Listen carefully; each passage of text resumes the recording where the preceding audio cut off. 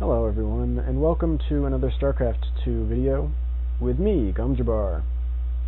This is going to be a PvP video featuring, yet again, a 1-gas fast Robo build.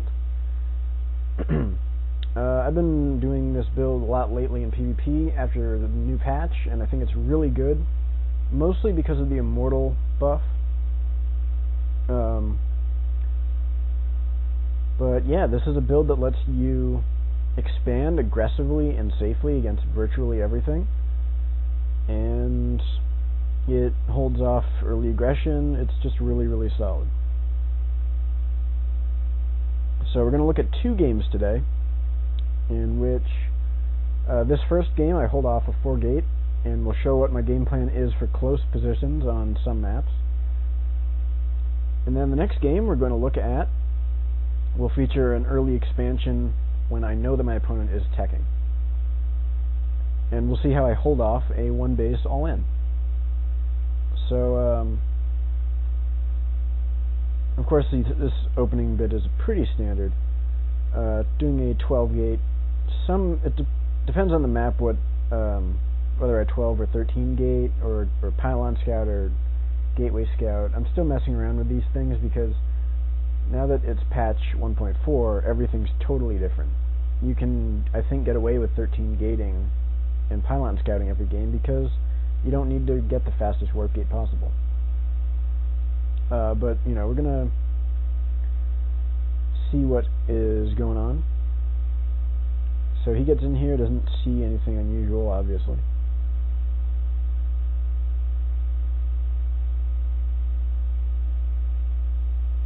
And here goes the Cybernetics cores. Accidentally sent 2 probes there, so mine's a half-second delayed. No big deal.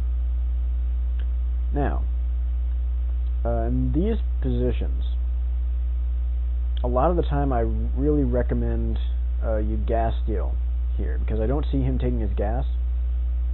Pretty much the only reason he would not be taking this gas is a 4-gate or a fast expand build. And in these positions, a fast expand build is just going to die to most things, I think. So, of course, in the old PvP, that might not be true. He might just be doing a fake 4-gate, or, you know, doing any number of builds that gets the second gas at like 24. But this is the new PvP. This is patch 1.4, and we don't need to worry about that anymore. So there's my Robo. I've actually sometimes been favoring the Robo before even starting Warp Gate. We'll see that in my next game. But for now, you can get along fine with this Robo after Warp Gate. And I'm making nothing but Zealots out of this gateway, and then I just make my second gate when I have the money.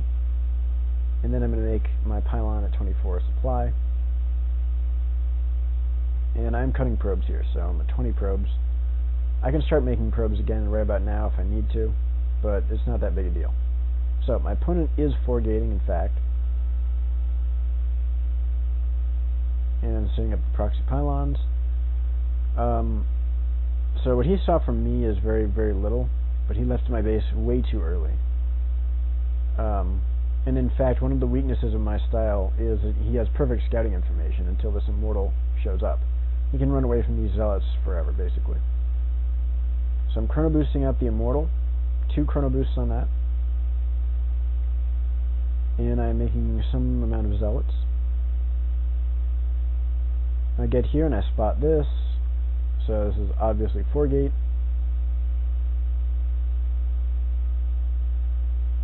And my Immortal is out by about 550, which is plenty of time. Well, not plenty of time, but it's just in time to stop 4-gate.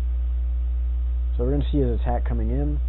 Of course, let me pause it here and just make a note that if I had a sentry, he can't get up this ramp anyway.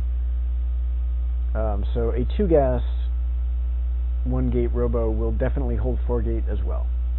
I don't want to say that you need no gas to defend 4-gate. In fact, the reason I have no gas geyser here, I only have a single gas geyser, is because of my game plan to fast expand, basically. I think in close spawn positions I might just always get the second gas geyser, but that's something that I'm working on. We're just looking at the specifics of this build right now. But what I do want to demonstrate is that you can hold 4-gate with or without the second gas. And with this method, you actually don't need to make sentries, which are generally pretty bad. So it's pretty simple micro to just not let him target fire the Immortal. He can't get up this ramp because you have the Zealots. And his Stalkers are taking tons of damage from both the Zealots and the Immortals. And Immortals are about as good against Zealots as Stalkers are, so if you just let your Immortals hit his Zealots, you know, it's going to be pretty even, I guess. And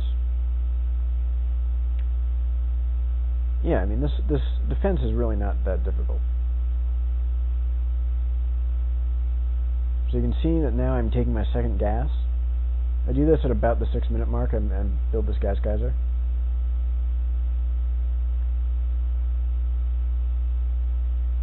And this really does not impede my defense whatsoever. So he's going to try and target fire this, but of course my Zealots are here. He cannot. And he has to warp in all of these as Zealots. He can't really do anything else. I think I could have just attacked with these guys and killed some Stalkers here, but I chose not to. And I'm starting my Robotics Bay. Now generally, I don't really like 1-base Colossus anymore after this patch because Immortals are so strong against Colossus. They have the same range now against Colossus that don't have Thermalance. However, this is close spawn positions and my opponent 4-gated, so I think that this is a correct decision. It'll be very tough for him to get out more than one Immortal by the time I hit with a couple Colossi, and really it's just going to be difficult for him to win against that much tech, because he will most likely fast expand as a follow-up. In fact, he's really committing hardcore to that 4-gate, and he just doesn't have the tech. So here comes a Colossus. And I'm just going to retreat with this army and wait for my Colossi.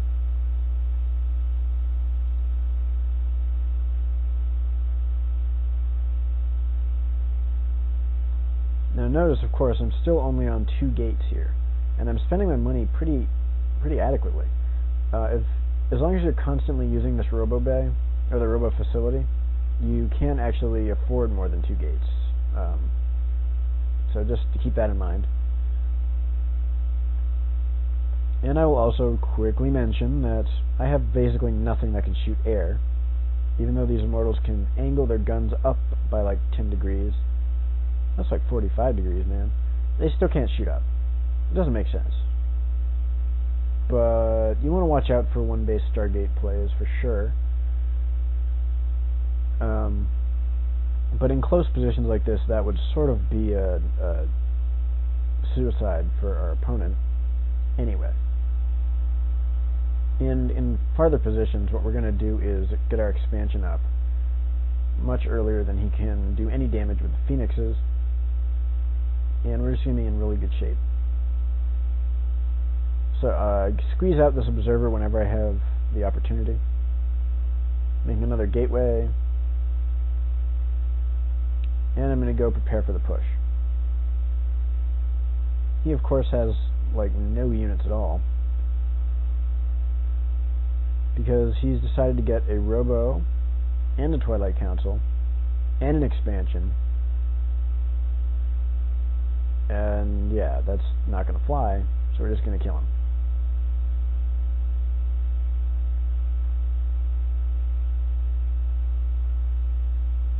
And we're going to get in here. Of course, the force fields are going to do very little against this Colossus.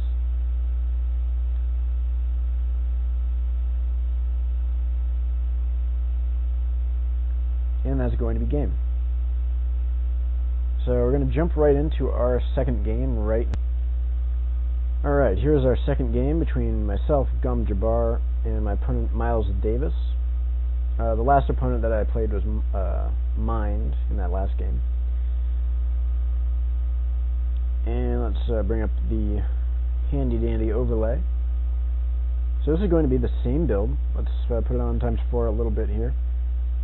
But this time we're going to do a fast expansion. And we're going to talk a little bit about when you can fast expand and when you can't. For example, if you see him with the potential to 4-gate on 1 gas, you really can't fast expand. So he's getting in here, not seeing very much. Okay, so I'm in his base. What do I see? Well, not too much yet. But actually, my gas was a couple of seconds late, unfortunately, so that is going to cut into my gas count a little bit. And here's a cyber core going down, barely faster than his.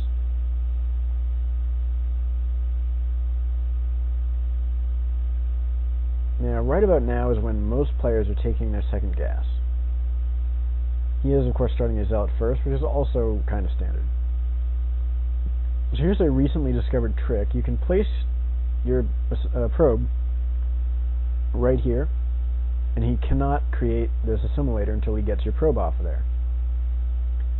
So doing that will A, delay his assimilator a bit, and B, give you a nice warning when he wants to make a gas geyser.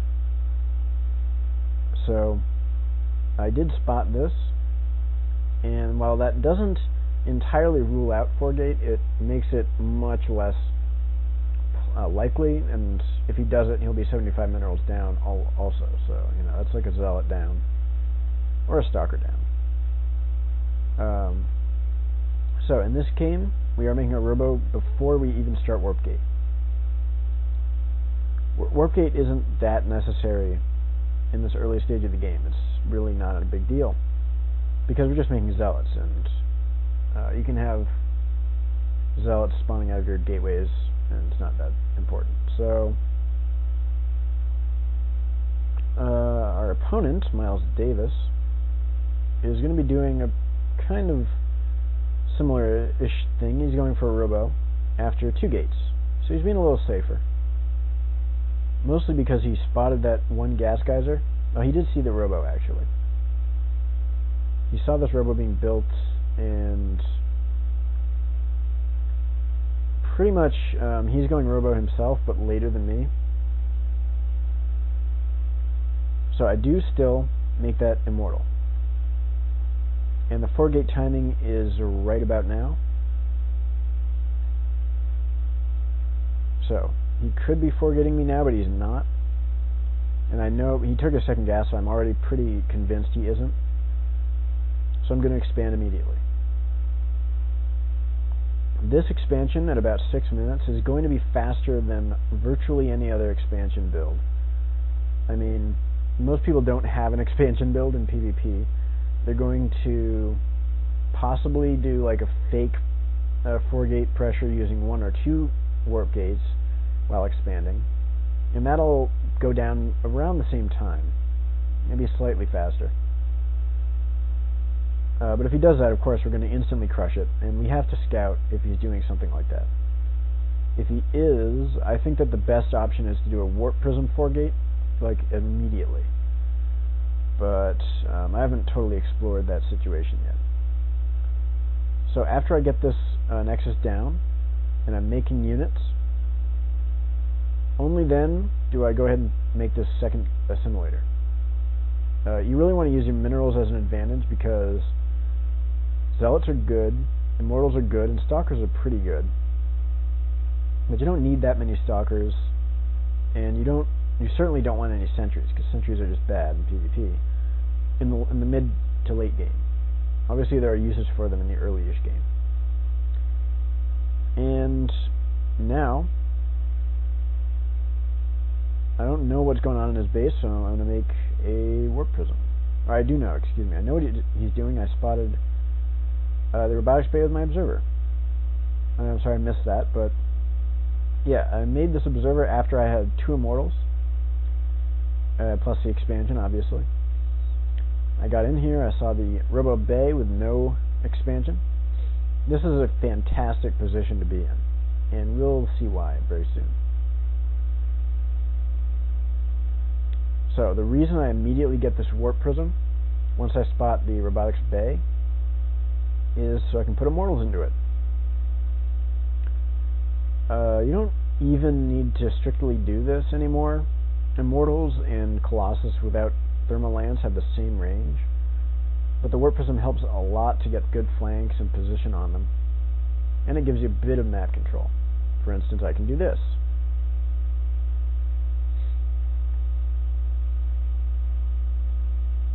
Now, I'm, of course, cutting probe production, making more gateways. You don't want to make too many probes in this situation. I already have a 5 probe lead and an expansion, which gives me a lot more income because of the extra mineral saturation. It's a little more efficient.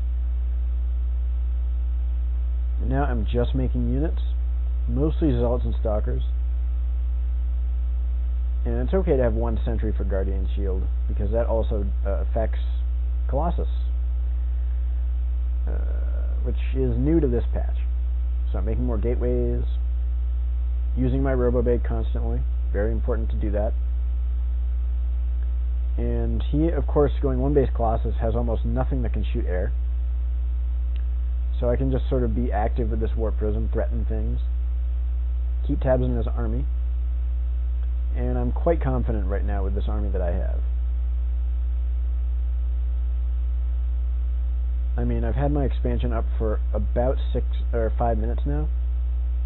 It's easily paid off for itself. I actually have a lot of money, and I can in fact afford more gateways than this. Or I can be using the Robo Bay a little more. So, pretty nice force fields from him, as a matter of fact, but I'm just going to try and use the Warp Prism to get in range of his Colossus.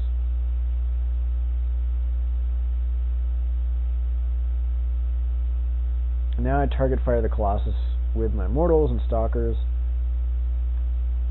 and he's kind of dead. I just have too many Immortals. Colossus are armored, I believe. Is that correct? I think that's correct.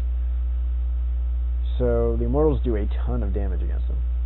And now, of course, once I hold off the push, I'm going to switch into double Robo Colossus myself, since I have such a massive economic advantage. Put more gateways down, get some more pylons, just generally try and get all those gas geysers. So, I mean, the fact that I killed off his first push so heavily means that I can just power infrastructure at this point. And he has no expansion. The game is over, basically. Now I'm just going to chase him down. I do want to note my opponent's money is pretty high. If he had a nice proxy pylon over here and was a little better at macroing, his push might have been stronger, but I held off his push so massively easily that I don't think any more units would have allowed him to win that. It may have made it a little closer. And of course I see players like White Rod do this type of thing all the time, where they just use Immortals with Warp Prisms to hold off Colossus rushes after an early expand. So I'm not just totally theorizing here. This is something I've been studying a lot. And I'm not going to allow him to expand. Now he does have this Colossus on the high ground, but of course I have good range. I've got a Warp Prism, which gives me vision and lets me transport units up here and warp units in, and he just leaves the game because I have expansion. I also don't need to wait for a proxy pylon thanks to this Warp Prism. I just warp in wherever I want. It's pretty nice. Up on 7 gateways and 2 Robos. That's going to be game. So that's going to be the end of this video. Thank you very much for watching. To quickly summarize, we're doing 1 gas, fastest Robo you can possibly do, making basically nothing but Zealots. We're not making Stalkers or Sentries at all. And if we can rule out 4-gate, we're going to expand as quickly as possible. Or we're going to hold off the 4-gate and then expand. And if we're in very close spawn positions, a 1-base Colossus push is fine. I think it's pretty strong, especially after holding off a 4-gate. We do want to watch out for 1-base Stargate play, because we're on 1 gas, we're making very little anti-air.